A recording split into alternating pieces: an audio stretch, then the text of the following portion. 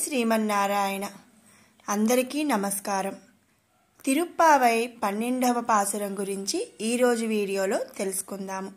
మరి తిరుప్పావై వ్రతాన్ని ప్రారంభించిన రోజు నుంచి కూడా ఇప్పటి వరకు 11 పాసురాలను మనం అనుసంధానం చేసుకున్నాము.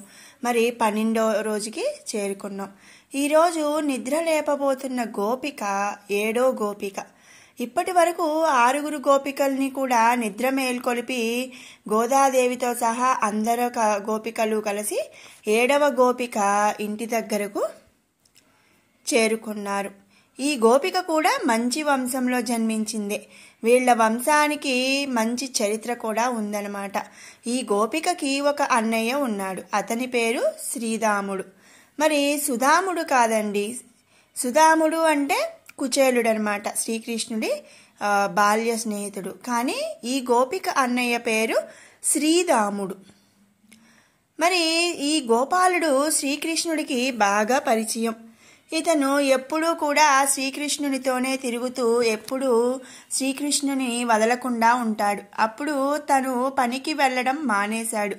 ఇంతకీ తను చేసి పని ఏమిటి? మరి రోజు ఉదయాన్నే పశువుల్ని మేతకు తీసుకెళ్ళి అక్కడి నుంచి తిరిగి వచ్చిన తర్వాత పాలు పితకాలి, అలాగే తోడు పెట్టాలి, పెరుగు చిలకాలి, మరి వెన్న తీయాలి, ఆ వెన్న నుంచి నెయ్యిని కాచాలి. ఇవన్నీ కూడా గొల్లవాళ్ల యొక్క స్వధర్మాలన్నమాట. మరి ఎవరు చేయవలసిన ధర్మము వాళ్ళు ఆచరించాలి, ఎవరి పని వారు చేయాలి. మరి వృత్తి ధర్మం అయితే మానకూడదు కదండి. మరి ఎలా అయితే పూజారి భగవదాధారణ చేయాలి, బ్రాహ్మణుడు సంధ్యావందనం చేయాలి, వైశ్యుడు వ్యాపారం చేయాలి, కుమ్మరి కుండలు చేయాలి.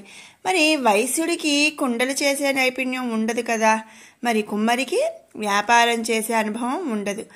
ఈ రోజుల్లో అయితే మరి అందరూ అన్ని రకాల వృత్తులు చేస్తున్నారు. కానీ ఇంతకు ముందు ఏ వృత్తి చేసే వాళ్ళు ఆ వృత్తినే చేసేవాళ్ళనమాట. మరి ఎవరు వృత్తిని వారు తప్పనిసరిగా చేయాల్సిందే. మరి పుడుతూనే ఎవరూ కూడా కులంతో పుట్టలేదు. వృత్తిని బట్టి కులాన్ని నిర్ణయించారు ఆ రోజుల్లో మరి పెద్దలు. కానీ ఈ రోజుల్లో మరి అలా కాకుండా వ్యతిరేకంగా అయితే ఉంది. మరి గోపాలుడిది గో సంరక్షణ, అదే అతని పని కదా. గోపాకులందరూ కూడా పని అదే కదా మరి. కానీ ఈ శ్రీరాముడు మాత్రం తన పనిని మరిచిపోయి పట్టించుకోకుండా ఎప్పుడు శ్రీకృష్ణునితో తిరగటం, బృందావనంలో ఆడుకోవటం, యమునా నదిలో ఈత కొట్టడం, ఆ నది ఒడ్డున ఉన్న చెట్లు ఎక్కడం, మరి బిళ్ళాకర్ర ఆడటం, ఇవన్నీ కూడా మరి ఇదే రోజు పని అయిపోయింది ఈ శ్రీరాముడికి. కానీ ఇక్కడ గోపాలుడిది అధర్మం కాదు. ఎందుకంటే అతను నిత్యం నిరంతరం భగవంతుని సేవలోనే ఉన్నాడనమాట. నందవ్రజంలో గోపాలకులు అందరూ ఇంచుమించు అలాగే తయారయ్యారట. ఎవరైతే వారు చేయవలసిన కర్మలను చేయకుండా తప్పించుకొని తిరుగుతారో అలాంటి వాళ్ళ గురించే శ్రీకృష్ణుడు భగవద్గీతలో చెబుతున్నాడు. మరి అందరికీ తెలిసిన శ్లోకమేనండి. 18వ అధ్యాయం మోక్ష సన్యాస యోగంలో 5వ శ్లోకం. యజ్ఞదాన తపః కర్మ నత్యాజ్యం కార్యమేవ తత్ యజ్ఞోదానం తపశ్చైవ పావనాని మనీషిణాం. అంటే మరి యజ్ఞము, దానము, తపస్సు లాంటి కర్మలను నత్యాజ్యం వదలకూడదు. అవి తప్పకుండా ఆచరించి తీరవలసినవే. మరి యజ్ఞము, దానము, తపస్సు మనసులోని మాలిన్యాన్ని తొలగిస్తాయి. మనుషులకి చిత్తశుద్ధి కలుగుతుంది. చిత్తశుద్ధి వల్ల ఆత్మజ్ఞానం కలుగుతుంది. మరి ఆత్మజ్ఞానమే మోక్షానికి మార్గమని మనం తెలుసుకోవాలి. అందుచేత బుద్ధిమంతులు, విఘ్నులు ఎప్పుడూ కూడా కర్మలను వదలకూడదు అని శ్రీకృష్ణ పరమాత్మ స్వయంగా భగవద్గీతలో చెప్పాడు. ఈరోజు గోపాలుడు శ్రీరాముడు తన స్వధర్మాన్ని వదిలి శ్రీకృష్ణుడితో సంబంధాన్ని పెంచుకున్నాడు. ఎలా అయితే లక్ష్మణుడు శ్రీరాముణ్ణి వదిలి ఉండలేడో అలాగే ఈ గోపిక అన్నయ్య అయిన శ్రీరాముడు కూడా శ్రీకృష్ణ పరమాత్మని వదిలి ఉండలేకపోతున్నాడు. ఎవరైనా భగవంతునితో బంధాన్ని పెంచుకున్నప్పుడు మరి భగవత్ కైంకర్యం ఉనర్చినప్పుడు తనకు వర్ణాశ్రమ ధర్మాలను ఆచరించడానికి అవకాశం లేక మానివేసినప్పటికీ అతనికి ఏ దోషము అంటదనమాట. శ్రీరాముడు ఆ విధంగా ఉంటే ఇక్కడేమో ఇంటి దగ్గర ఉదయమే పాలు పితికేవారు లేరు, కట్టిన దూడలను విప్పేవాళ్ళు లేరు. ఇలా ఎవరూ లేకపోవడం చేత ఆవులు గేదెలు వాటి యొక్క లేగ దూడలను తలుచుకుంటున్నందువలన పొదుగులు బరువెక్కి పాలు వాటంతటా అవే నేల మీద క్రిందనే స్రవించేయట. మరి పెద్ద దారలాగా క్రిందని ఒలిగిపోయేవట, కారిపోయేవట. ఈ అన్నయ్య పట్టించుకునేవాడు కాదు, భక్తుడు. అలాంటి మహాభక్తుడైన శ్రీకృష్ణుని స్నేహితుడైన అన్నకి చెల్లెలైన ఒక గోపికని ఈరోజు పాసురంలో నిద్ర నుంచి లేపడానికి మన గోదా గోపికలు అందరూ కూడా కలిసి వచ్చారు. మరి ఇప్పుడు 12వ పాసురం చూద్దాం.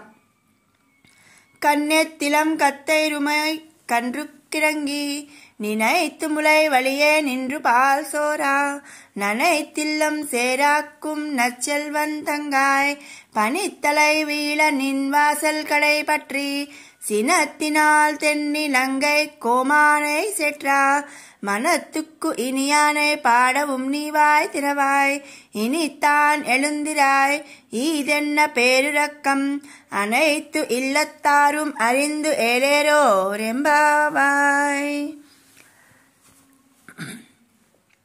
కన్నెత్తు ఇలం కత్తెరుమై కండ్రుక్కు ఇరంగి. ఉదయమే ఆవులకు పాలు పితికేవాళ్లు లేరట, ఆవు దగ్గరికి దూడలను వదిలేవాళ్ళు కూడా లేరంట. మరి లేగ దూడలు ఆ తల్లి కోసం, తల్లేమో తన దూడ కోసం అరుస్తూ ఉన్నాయంట. మరి పాలు చేపటం వల్ల పొదుగులు బరువుగా అయిపోయాయట. నినైత్తుములై వలియే నిండ్రు పాల్ సోరా.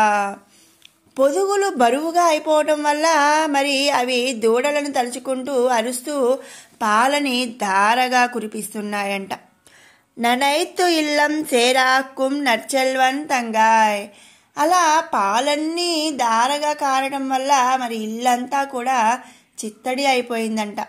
అంటే ఏంటంటే బురద బురదగా, మరి పాలతో బురద బురద అయిపోయిందట ఇల్లంతా. ఆ వాకిలంతా కూడా పాలేనట.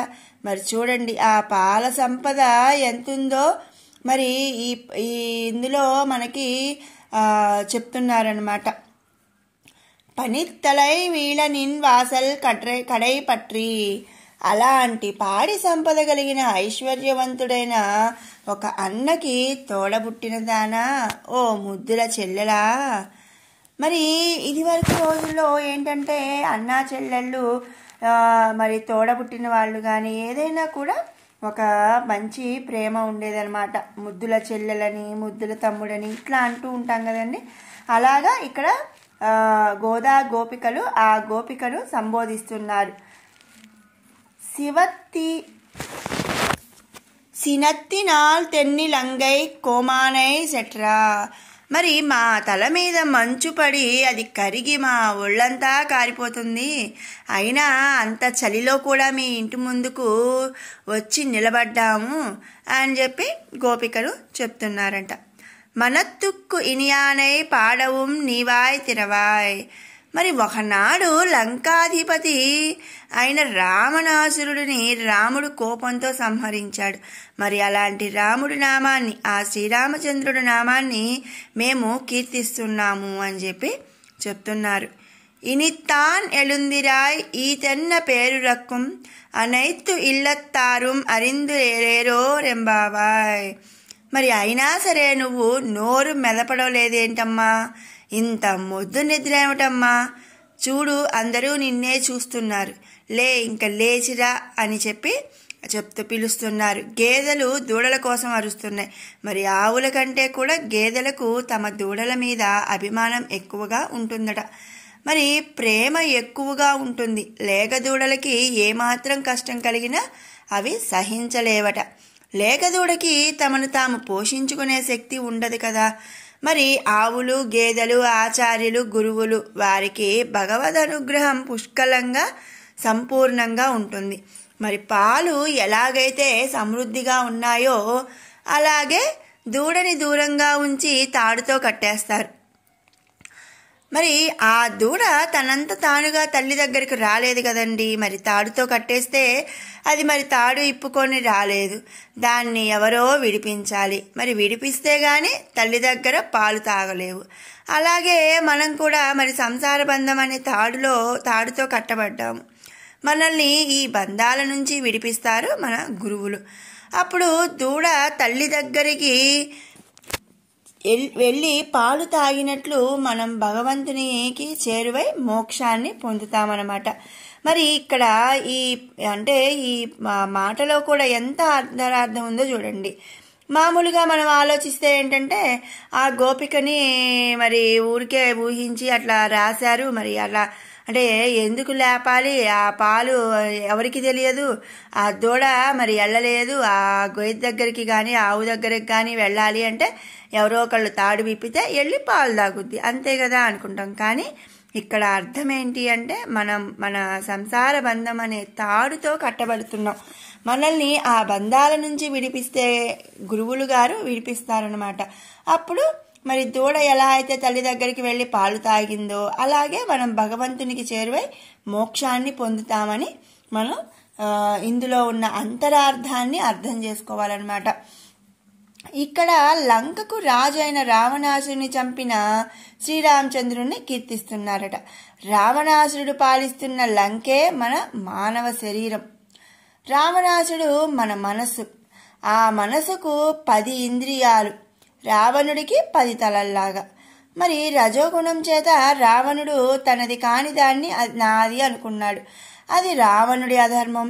మరి సీతను విడిపించి తనలో చేర్చుకున్నాడు శ్రీరాముడు. శ్రీకృష్ణుడు తమని పట్టించుకోకపోవడం లేదని, నిర్లక్ష్యం చేస్తున్నాడని అందుకే వారిని దూరంగా ఉంచిన కృష్ణుణ్ణి వదిలి శ్రీరాముని కీర్తించడం మొదలుపెట్టారు మన గోపికలు. తమలో ఉన్న అహంకార మమకారాలను నాశనం చేసి గురువుల అభిమానాన్ని పొందడానికి భాగవత సహవాసాన్ని కావలసిన యోగ్యతను ప్రసాదించాలని మన శ్రీరామచంద్రుడి నామాన్ని స్తోత్రం చేస్తున్నారు గోపికలు. రాముణ్ణి ప్రార్థిస్తున్నారు. మరి ఈ రోజు పాసురంలో మేల్కొనబడిన గోపిక అంటే కులశేఖరాళ్వారు గురించి చెప్తున్నారనమాట. మరి కులశేఖరుడిని గుర్తు చేస్తుంది ఈ ఆండాళ్ తల్లి. ఈయన గురించి మనం ముకుందమాలలో తెలుసుకున్నాం.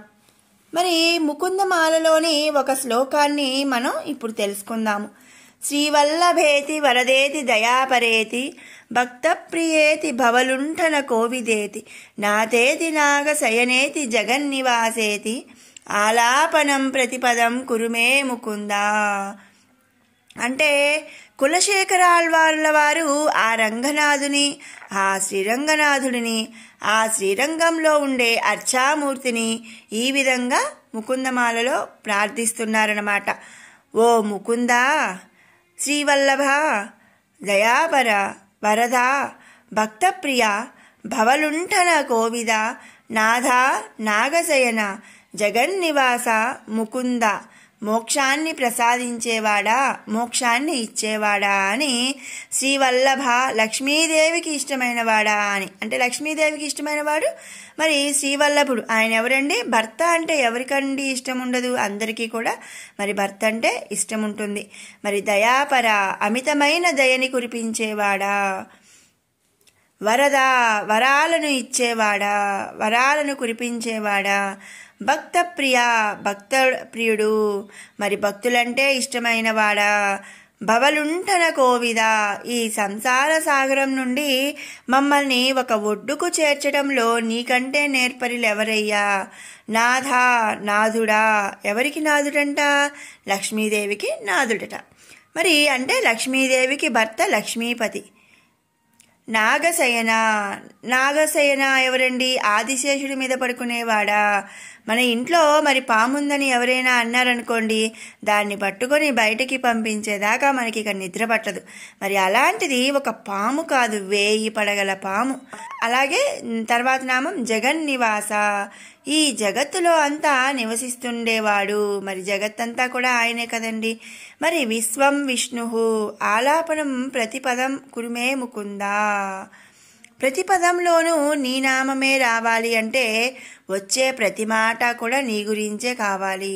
ఇక్కడ పదం అనే మాటకు ఇంకొక అర్థం అడుగు. అంటే ప్రతి అడుగులో కూడా నేను వేసే ప్రతి అడుగు నీ దేవాలయానికి రావాలి, నీ దగ్గరకే రావాలి అని కులశేఖరుడు ప్రార్థించినట్లుగా ఇక్కడ గోపికలు ఆ శ్రీరామచంద్రుణ్ణి ప్రార్థిస్తున్నారనమాట. మరి తెలుసుకున్నారు కదండి తిరుప్పావై 12వ పాసురం యొక్క అర్థము. అలాగే కులశేఖరుడు ఆళ్వారు రాసినటువంటి ముకుందమాలలో ఒక శ్లోకము. మరి మీకు ఈ వీడియో నచ్చినట్టయితే లైక్ చేయండి, షేర్ చేయండి. అలాగే మరిన్ని అప్డేట్స్ కోసం మన ఛానల్ని ఫాలో అవ్వండి. రేపు 13వ పాసురంతో కలుసుకుందాం. జై శ్రీమన్నారాయణ.